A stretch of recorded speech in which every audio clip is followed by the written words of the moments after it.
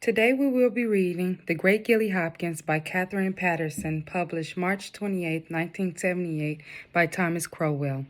This novel is recommended for age group 9 to 12 due to its more complicated storyline, including literary devices such as metaphors, hyperboles, imagery, and many more. Children at this age are better able to recognize differing point of views and lifestyles different from their own. They will be more likely to enjoy this read due to its non-traditional characters and moral dilemmas. Let us begin reading. Chapter 1. Welcome to Thompson Park. Gilly, said Miss Ellis with a shake of her long blonde hair toward the passenger in the back seat, I need to feel that you are willing to make some effort. Galandriel Hopkins shifted her bubble gum to the front of her mouth and began to blow gently. She blew until she could barely see the shape of the social worker's head through the pink bubble. This will be your third home in less than 3 years. Miss Ellis swept her golden head left to right and then began to turn the wheel in a cautious maneuver to the left. I will be the last person to say that it was all your fault. The Dixons moved to Florida, for example. Just one of those unfortunate things. And Mrs. Richmond having to go into the hospital. It seemed to Gilly that there was a long, thoughtful pause before the caseworker went on for her nerves. Pop! Miss Ellis flinched and glanced in the rearview mirror, but continued to talk in her calm, professional voice, while Gilly picked at the bits of gum stuck in her straggly bangs and on her cheeks and chin. We should have been more alert to her condition before placing any foster child there. I should have been more alert. Cripes, thought Gilly. The woman was getting sincere. What a pain. I'm not trying to blame you, Gilly.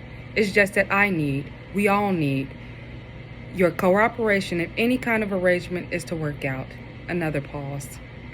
I can't imagine you enjoy all this moving around. The blue eyes in the mirror were checking out Gilly's response. Now, this new foster mother is very different from Mrs. Newens. Gilly calmly pinched a blob of gum off the end of her nose. There was no use trying to get the gum out of her hair. She sat back and tried to chew the bit she had managed to salvage. It stuck to her teeth in a thin layer. She fished another ball of gum from her jeans pocket and scraped the lint off with her thumbnail before elaborately popping it into her mouth. Will you do me a favor, Gilly? Try to get off on the right foot. Gilly had a vision of herself sailing around the living room of the foster home on her right foot like an ice skater. With her uplifted left foot, she was shoving the next foster mother square in the mouth. She smacked her new supply of gum in satisfaction. Do me another favor, will you? Get rid of that bubble gum before we get there.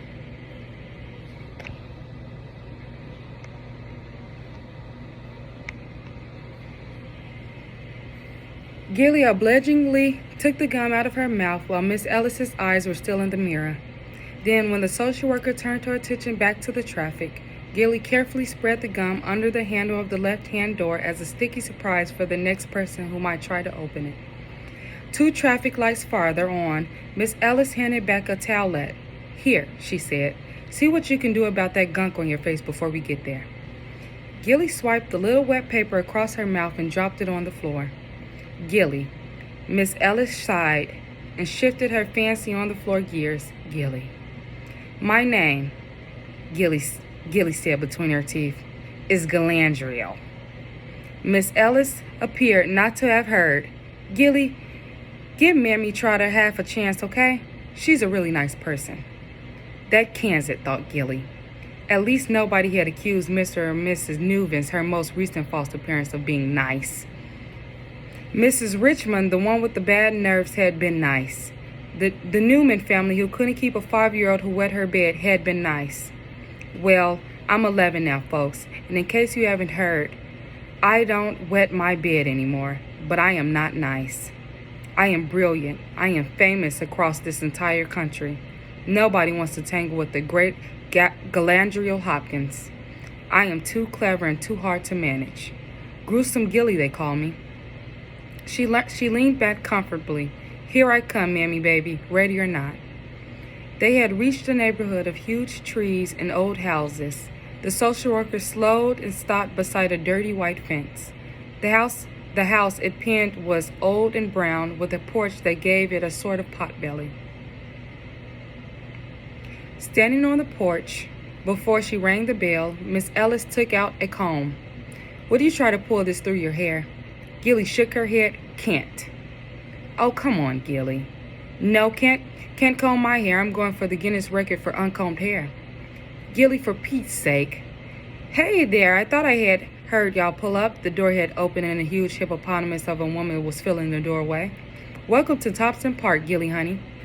"Galandriel," muttered Gilly. Not that she expected this ball of blubber to manage her real name.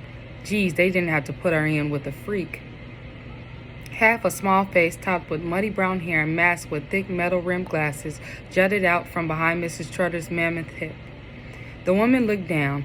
"Well, excuse me, honey." She put her arm around the head as if to draw it forward, but the head resisted movement. "You want to meet your new sister, don't you?" "Gilly, this is William Ernest Teague." The head immediately disappeared behind Mrs. Trutter's bulk. She didn't seem bothered. Come in. I don't mean to leave you standing on the porch like you was trying to sell me something. You belong here now." She backed up.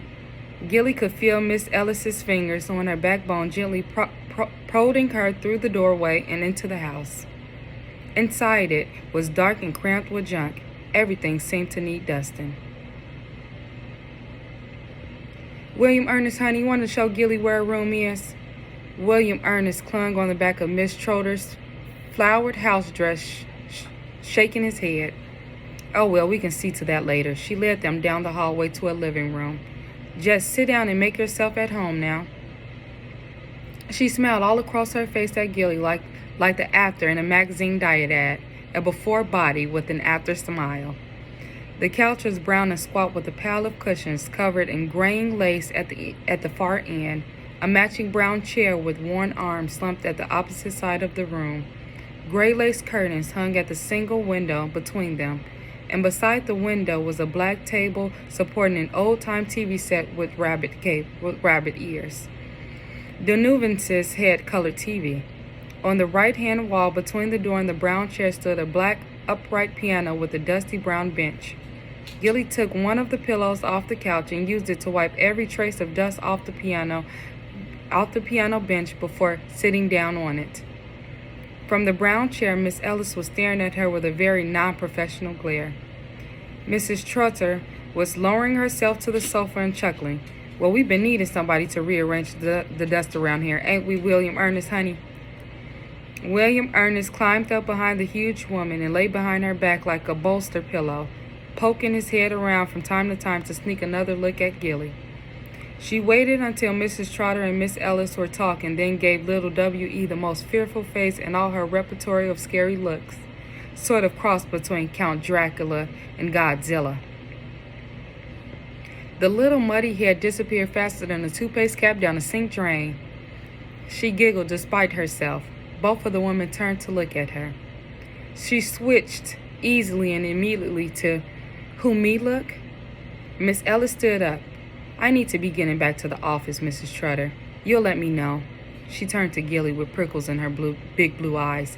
"You'll let me know if there's any problems." Gilly favored Miss Ellis with her best barracuda smile. Meantime, Mrs. Trutter was laboriously hefting herself to her feet. "Don't worry, Miss Ellis. Gilly and William Ernest and me is nearly friends already. My Melvin, God rest him, used to say that Trutter never met a stranger, and if he said kid, he would have been right. I never met a kid I couldn't make friends with." Gilly hadn't learned yet how to vomit at will, but if she had, she would have dearly loved to throw up on that one. So lacking the truly perfect response, she lifted her legs and spun around to the piano, where she proceeded to bang out Heart and Soul with her left hand and Chopsticks with her right. William Ernest scrambled off the couch after the two women, and Gilly was left alone with the dust. The out-of-tune piano and the satisfaction that she had indeed started off on the right foot in her new foster home. She could stand anything, she thought, a gross guardian, a freaky kid, an ugly, dirty house, as long as she was in charge. She was well on the way. That concludes Chapter 1. Much was revealed in this chapter about Gilly Hopkins' character. We can all assume that Gilly is a handful by how she carries herself and her thought process through her actions. Furthermore, we are introduced to theme prejudice due to Gilly's judgmental behavior, forming hateful thoughts, hateful opinions of people based on their appearances. For instance, she judges Mrs. Trotter based on her weight and the cleanliness of her home, and she thinks less of William for being shy. So as we continue reading, we will see how this behavior unfolds for Gilly.